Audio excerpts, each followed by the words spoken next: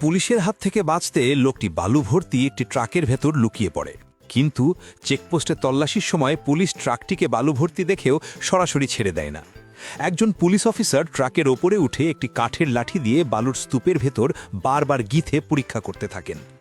যখন তিনি নিশ্চিত হন যে ভেতরে কেউ নেই, তখন তিনি নিশ্চিন্তে চলে যান।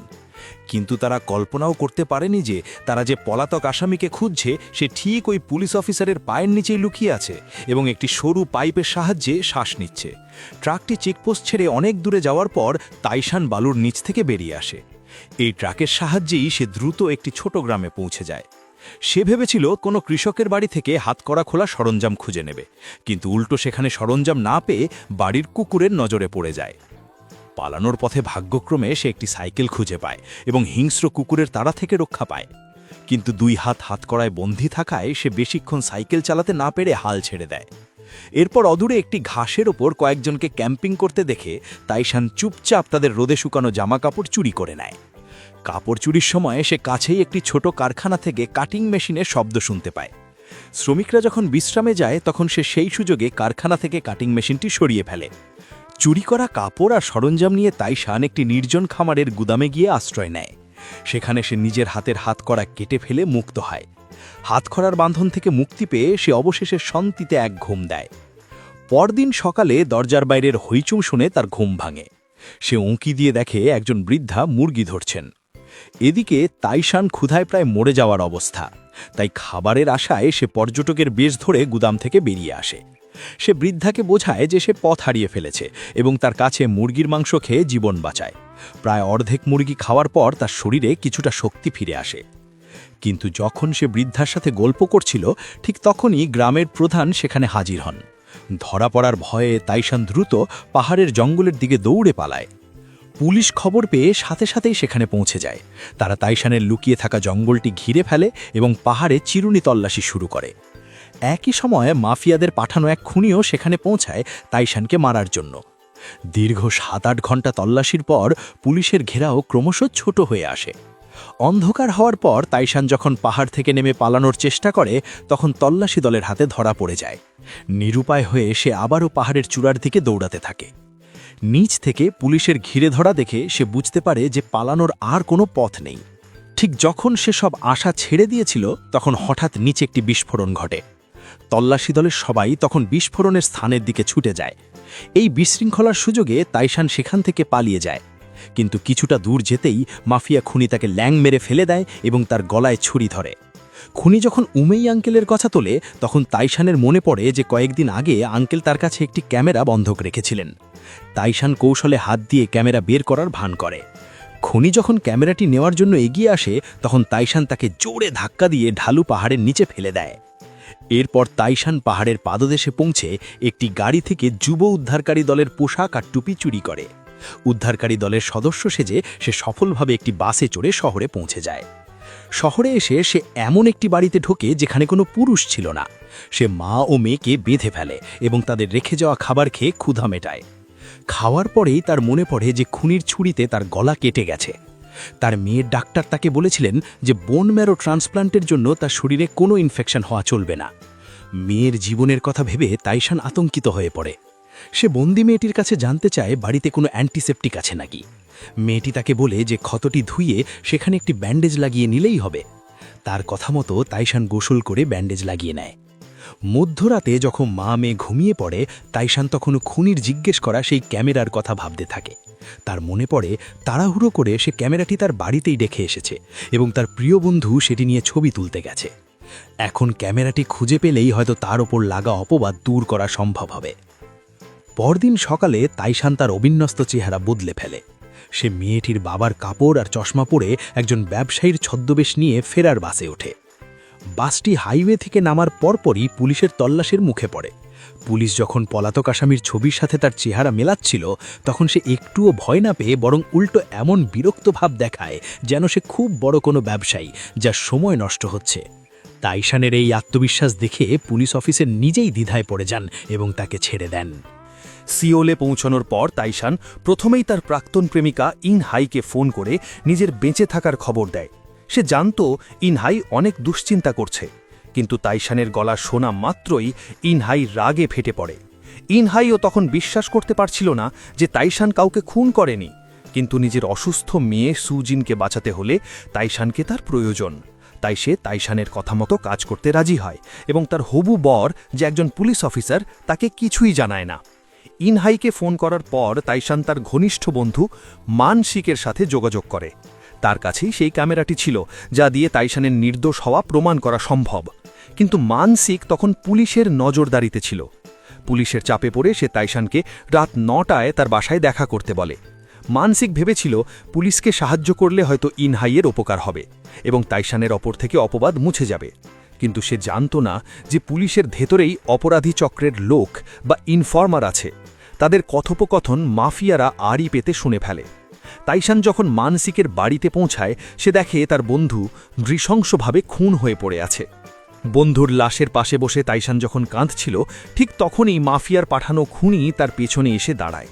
ঠিক সেই মুহূর্তে দরজার বাইরে ওত পেতে থাকা পুলিশের মোবাইলে একটি কল আসে। সেই আওয়াজ শুনে খুনি বাতি নিভিয়ে দেয়। বিপদ বুঝে তাইশান দ্রুত ঘর থেকে বেরিয়ে দৌড় দেয় এবং পুলিশের সাথে তার ধাক্কা লাগে। পুলিশ কিছু বুঝে ওঠার আগেই তাইশান দেওয়াল টপকে পালিয়ে যায়। পালানোর পথে সে একটি ভাঙাচোরা ট্রাক থেকে ছোট একটি লোহার তার সংগ্রহ করে এবং তা দিয়ে তার ভাঙা হাতকড়াটি পুরোপুরি খুলে ফেলে।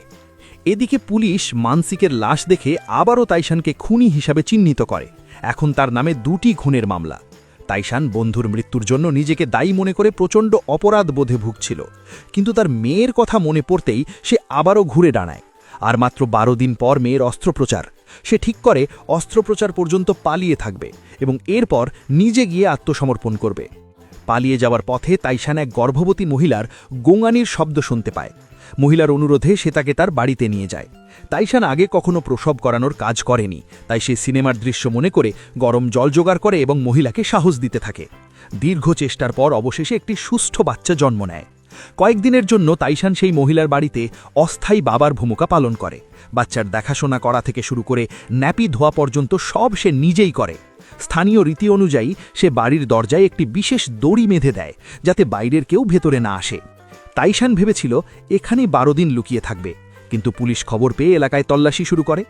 এদিকে মহিলাটিও টিভিতে তাইশানের ছবি দেখে তাকে চিনে ফেলে। ঠিক তখনই দরজায় পুলিশের কড়া নাড়ার শব্দ শোনা যায়। আতঙ্কিত তাইশান মহিলাকে বোঝানোর চেষ্টা করে যে সে খুনি নয়। মহিলাটি ভাবল যে লোক কাল রাতে তার প্রসবের সময় সাহায্য করেছে এবং বাচ্চার ন্যাপি ধুয়ে দিয়েছে, সে কখনো খুনি হতে পারে না। তাই সে পুলিশের কাছে তাইশানের কথা গোপন করে। কিন্তু পুলিশ পুরো গ্রাম খুঁজে যখন তাইশানকে পায় না, তখন তারা মহিলার বাড়ির সেই বিশেষ দড়িটি দেখে সন্দেহ করে এবং আবার ফিরে আসে। সেখানে তারা তাইশানের জামাকাপড় খুঁজে পায়। ততক্ষণে তাইশান পাশের পাহাড়ে পালিয়ে গেছে। সেখানে পুলিশের এক সার্জেন্টের সাথে তার ধাওয়া পাল্টা ধাওয়া শুরু হয় এবং এক পর্যায়ে তাইশান পাহাড়ের একদম কিনারায় গিয়ে পৌঁছায়। নিচে ছিল বিশাল এক নদী।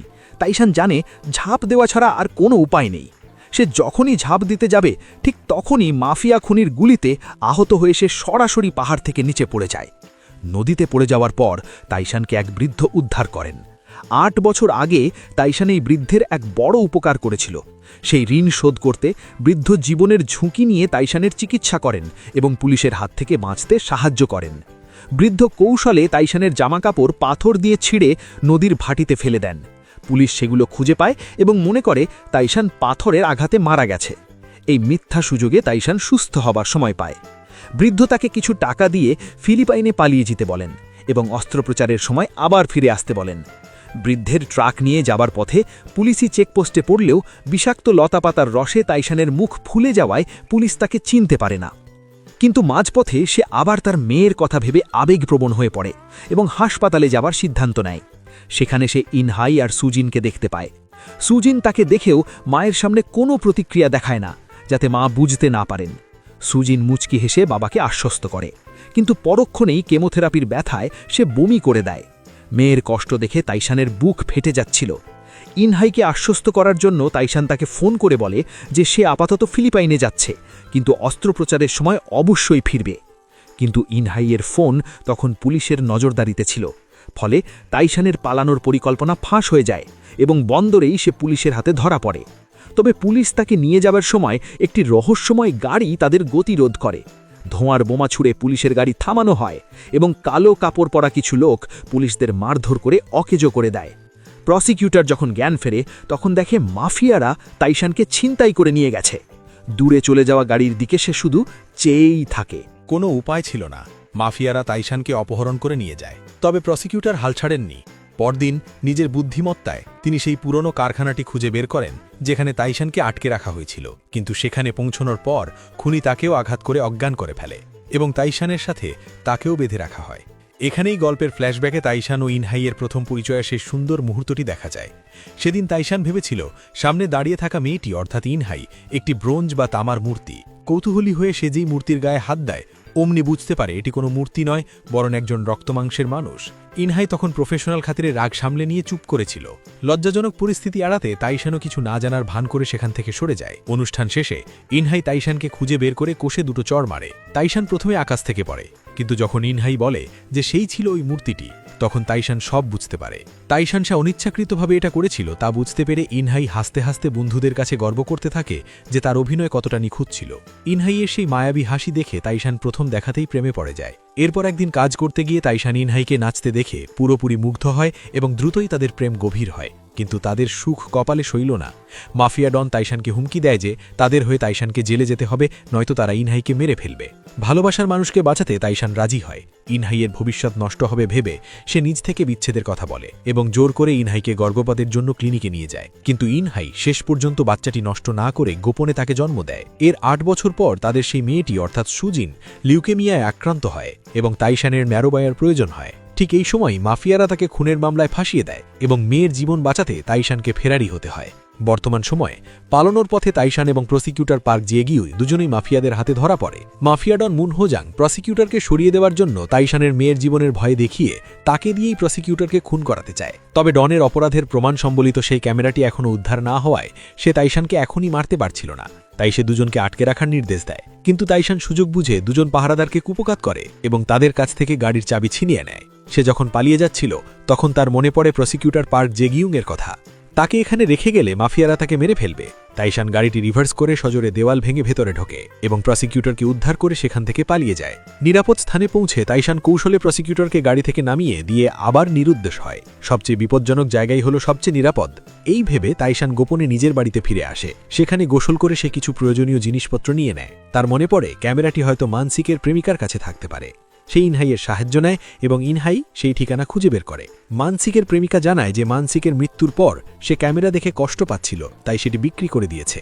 ওই রাতেই তাইশান ক্রেতার কাছ থেকে ক্যামেরাটি উদ্ধার করে, কিন্তু ঠিক সেই মুহূর্তে মুনের পাঠানো খুনি আবার হাজির হয়। তাইশান লড়াই করার চেষ্টা করলেও শেষ পর্যন্ত খুনির কাছে হেরে যায় এবং খুনি ক্যামেরাটি নিয়ে চম্পট দেয়। মাফিয়াডন মুন ক্যামেরাটি হাতে পেয়ে ভেতরের প্রমাণগুলো দেখে নিশ্চিত হয় এবং সাথে সাথে ঘোষণা দেয় যে তাইশানকে মারতে পারবে তাকে ৩০০ মিলিয়ন ওয়ান পুরস্কার দেওয়া হবে। মুন ভেবেছিল তাইশান মরে গেলেই সব শেষ, কিন্তু সে স্বপ্নেও ভাবেনি যে ক্যামেরা হারানোর পর তাইশান সরাসরি প্রসিকিউটর পার্ক জেগিউংয়ের সাথে হাত মিলিয়েছে। প্রসিকিউটর পার্ক শুধু তাইশানকে নিজের বাড়িতে লুকিয়েই রাখেননি, বরং তারা দুজন মিলে সিদ্ধান্ত নেন যে তারা একসাথে মাফিয়াদের ফাঁদে ফেলবেন এবং মুনের অপরাধের নতুন প্রমাণ বের করবেন।